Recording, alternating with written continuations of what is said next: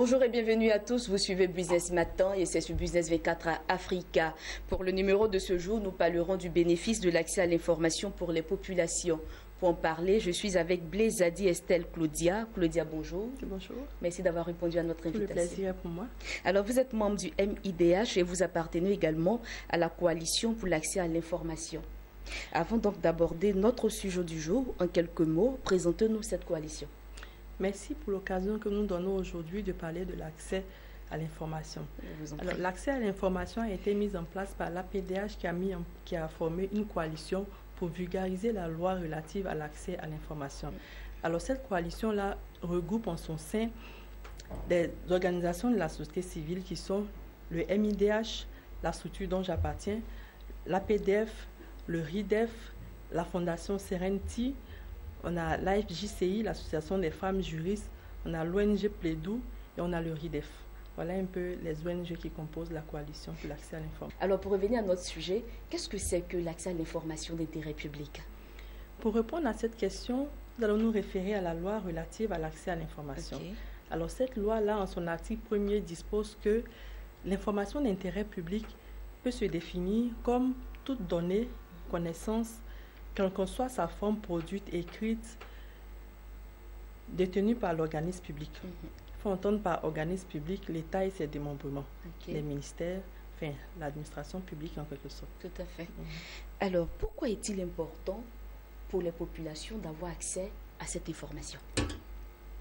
Cette question est très importante. Il est très important pour la population d'avoir accès à l'information. Parce que cela participe de la démocratie. Tout individu a droit à l'information. Et ce droit-là est reconnu par la Déclaration universelle des droits de l'homme. Ne pas reconnaître ce droit-là à un individu, c'est en quelque sorte violer son droit. C'est violer son droit d'être informé. Et cela, ce n'est pas bien pour la population qui va se retrouver dans l'obscurité. Alors qu'un adage dit... Celui qui a la connaissance a le pouvoir. Ça veut dire que celui qui a l'information a le pouvoir. Donc, l'information peut sortir la population de l'obscurité et la porter vers la connaissance. Mais est-ce que la population ne peut elle-même pas aller chercher l'information aussi? C'est vrai qu'à ce niveau-là, la population a sa part de responsabilité. Mais il revient à l'autorité publique de mettre tout en œuvre pour que la population ait accès à l'information. Prenons le cas des conseils généraux, par exemple. Il n'est pas nécessaire, il n'est pas forcément nécessaire pour la population de savoir quel a été le budget de la route, est-ce qu'il y a un budget qui est alloué pour les femmes, est-ce que les paysans ont une aide.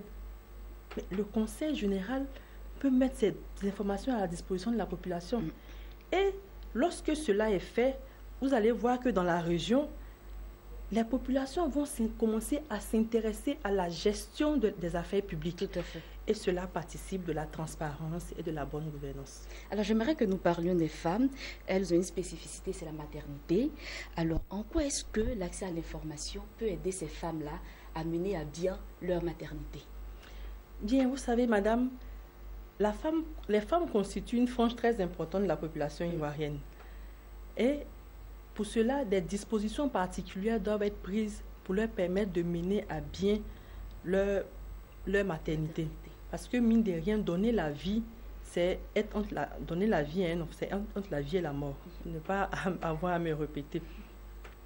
Et à ce niveau, le ministère de la Santé doit mettre à la disposition des femmes des informations comme comment suivre la grossesse, vers quels services se tourner lorsqu'elles ont des difficultés.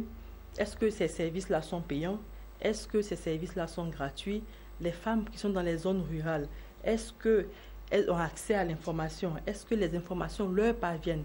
Est-ce qu'il y a un service minimum vers lequel elles peuvent se tourner?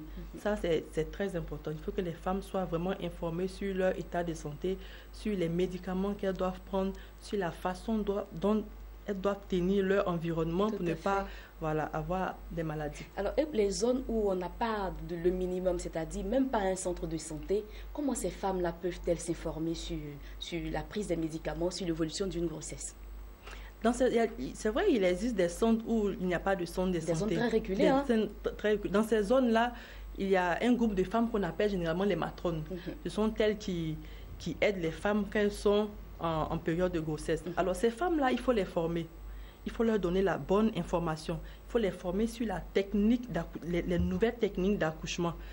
Elles pourront mieux aider les femmes et mieux relayer les informations relatives à leur état de santé. Ce qui revient au fait que l'État doit pouvoir collaborer avec les matrones. Bien sûr, bien sûr, bien sûr. Il y a eu des cas d'accouchement où la sage-femme a eu à faire recours à la matrone pour l'aider à accoucher les femmes. Ça, c'est dans des cas très difficiles. Il y a des fois où les femmes sont dans des situations très difficiles. Donc, on a affaire aux matrones. Elles ont des techniques traditionnelles, souvent très efficaces, qui permettent aux femmes d'accoucher sans difficulté. Alors, vous êtes aussi d'accord avec moi qu'il y a des femmes qui reçoivent ces informations des centres de santé, si on peut le dire ainsi, mais qui n'appliquent pas. Dans ce cas, que faut-il faire? Ce qu'il faut faire, il faut les sensibiliser au maximum. Il faut vraiment sensibiliser ces femmes-là pour qu'elles puissent appliquer ces méthodes-là. Il faut leur faire comprendre qu'il s'agit de leur vie. Il s'agit de la vie du bébé qu'elles portent. Il s'agit même de la vie d'une nation, parce que prendre soin d'une femme, c'est prendre soin de toute une nation. Bien évidemment. Et cela même peut faire baisser le taux de mortalité infantile. Le taux de mortalité infantile est très élevé en Afrique. Si on commence par sensibiliser les femmes, surtout dans les zones les plus reculées, ça va permettre d'amoindrir ce taux-là. Donc, si je vous suis bien, c'est de ne pas simplement donner l'information à ces femmes, mais après avoir reçu l'information, il faut encore les talonner pour qu'elles puissent appliquer tout ce qu'elles ont appris. Tout à fait. Alors, j'aimerais que nous nous penchions maintenant sur le cas des jeunes. Nous savons que la jeunesse est aussi un poids pour toute nation. Alors, pour ces jeunes-là, quel type d'information est-il nécessaire de mettre à leur disposition pour leur épanouissement? Alors, les jeunes constituent une frange de la population vraiment grande. Ce qu'il faut faire pour cette frange de la population qui est en train de se bâtir, qui est en train de se construire, c'est mettre les informations leur permettant de vraiment s'orienter dans la vie. Que ce soit dans leurs études, que ce soit dans la recherche d'emploi, que ces offres d'emploi soient des structures publiques ou privées. L'État doit mettre vraiment les offres d'emploi à la disposition de ces jeunes-là.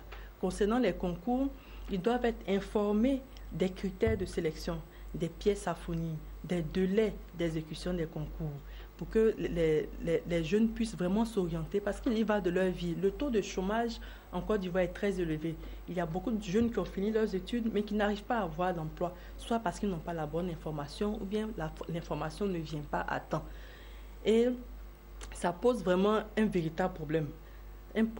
Ça peut poser le problème de délinquance, le problème de filles de rue, le problème de prostitution. Alors, lorsque la jeunesse a la bonne information, elle saura mieux orienter sa vie. Alors, quand vous parlez de bonne information et vous parlez aussi des concours, c'est-à-dire quoi?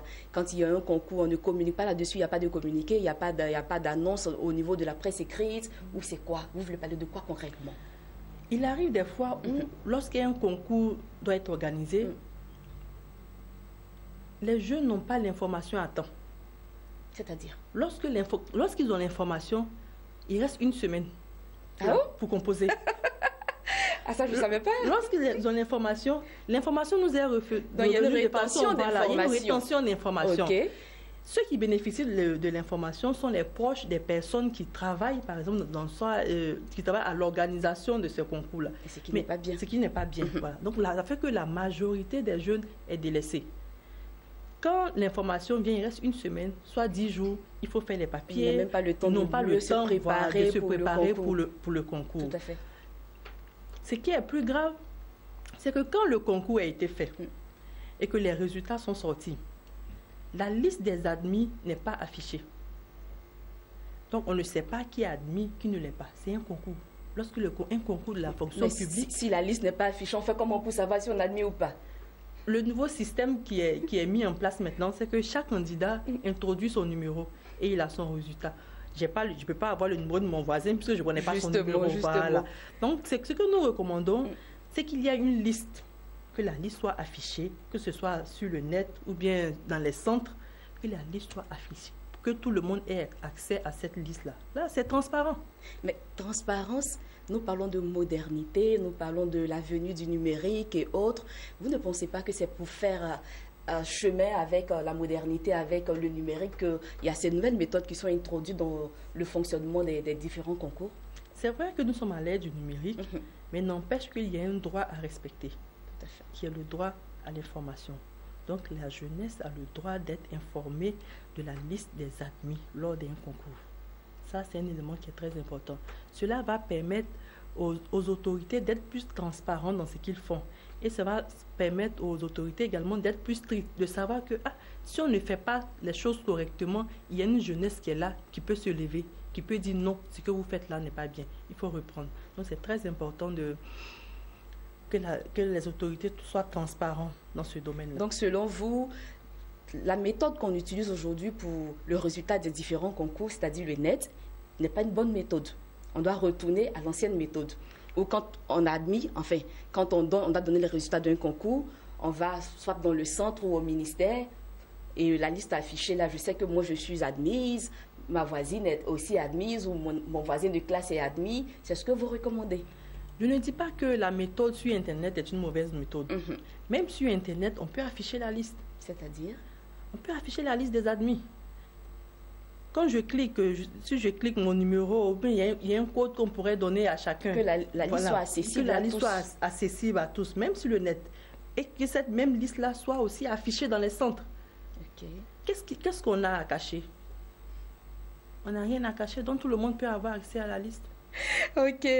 Alors, Claudia Blé, nous sommes au thème de notre entrevue. Vous avez quelque chose à ajouter pour que les téléspectateurs comprennent mieux le sujet que nous avons abordé ce jour? Oui, merci beaucoup. Alors, j'aimerais dire aux téléspectateurs que le gouvernement ivoirien nous a donné un pouvoir en mettant en place une loi. Et cette loi-là nous permet d'avoir droit à l'information. Tout à fait. J'aimerais demander aux téléspectateurs de ne pas rester chez eux, mais de prendre possession de cette loi-là pour réclamer leurs droits.